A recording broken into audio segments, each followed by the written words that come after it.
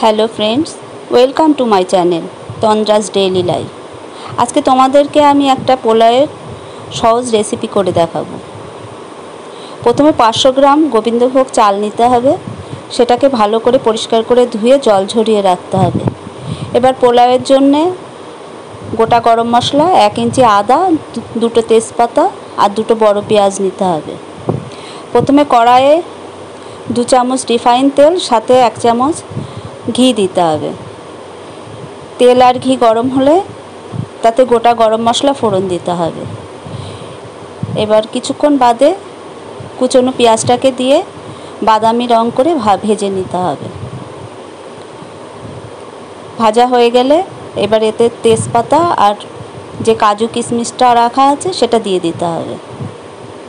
দিয়ে কিছুক্ষণ নাড়াচাড়া করে এতে চালটা দিয়ে দিতে হবে। দিয়ে একটু নাড়াচাড়া করে এতে পরিমাণ মতো নুন, মিষ্টি আর কেচারে ওই 1 ইঞ্চি আদাটা কুচিয়ে দিতে হবে। দিয়ে মিনিট 5 ভালো করে কষে নিতে হবে। কষে নিয়ে যেহেতু 500 গ্রাম চাল, তার ঠিক ডবল জল দিতে হবে, তার মানে 1 লিটার জল দিয়ে ঢাকা দিয়ে হাই ফ্লেমে রেখে দিয়ে জল যতক্ষণ না শুকিয়ে আসতে অপেক্ষা করতে হবে। জলটা শুকিয়ে আসলে তারপর ফ্লেমটা বন্ধ করে ভালো করে নেড়েচেড়ে ঢাকা দিয়ে পোলাওটাকে দমে রেখে দিতে হবে।